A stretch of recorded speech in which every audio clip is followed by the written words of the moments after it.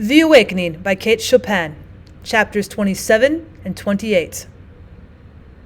"What is the matter with you?" asked Arobin that evening. "I never found you in such a happy mood." Edna was tired by that time and was reclining on the lounge before the fire. "Don't you know the weather prophet has told us we shall see the sun pretty soon?" "Well, that ought to be reason enough," he acquiesced. "You wouldn't give me another if I sat here all night imploring you." He sat close to her on a low tabouret, and as he spoke his fingers lightly touched the hair that fell a little over her forehead. She liked the touch of his fingers through her hair, and closed her eyes sensitively. "One of these days," she said, "I'm going to pull myself together for a while and think, try to determine what character of a woman I am, for candidly I don't know.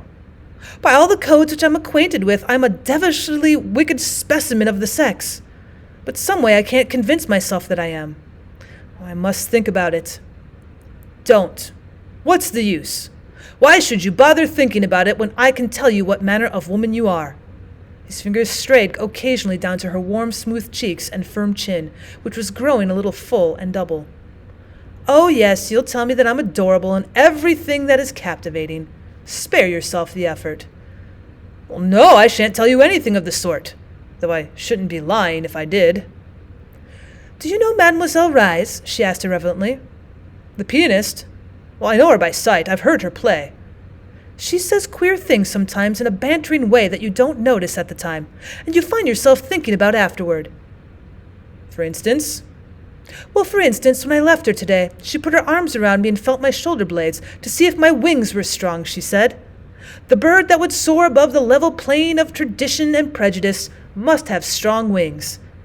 It's a sad spectacle to see weaklings bruised and exhausted and fluttering back to earth." "Whither would you soar?" "Oh, I'm not thinking of any extraordinary flights. I only half comprehend her." "I've heard she's partially demented," said Arobin. "Well, she seems to me wonderfully sane," Edna replied.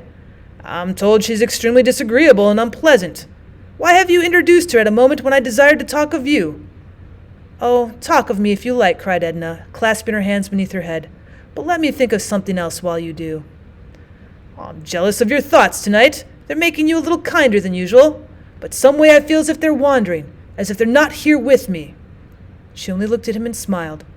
His eyes were very near. She leaned upon the lounge with an arm extended across her, while the other hand still rested upon her hair. They continued silently to look into each other's eyes. When he leaned forward and kissed her, she clasped his hand, holding his lips to hers. It was the first kiss of her life to which her nature had really responded. It was a flaming torch that kindled desire. Edna cried a little that night after Arobin left her. It was only one phase of the multitudinous emotions which had assailed her. There was with her an overwhelming feeling of irresponsibility. There was the shock of the unexpected and the unaccustomed. There was her husband's reproach looking at her from the external things around her, which he had provided for her external existence. There was Robert's reproach making itself felt by a quicker, fiercer, and more overpowering love which had awakened within her toward him. Above all, there was understanding. She felt as if a mist had been lifted from her eyes, enabling her to look upon and comprehend the significance of life, that monster made up of beauty and brutality. But among the conflicting sensations which assailed her, there was neither shame nor remorse. There was a dull pang of regret, because it was not the kiss of love which had inflamed her, because it was not love which had held this cup of life to her lips.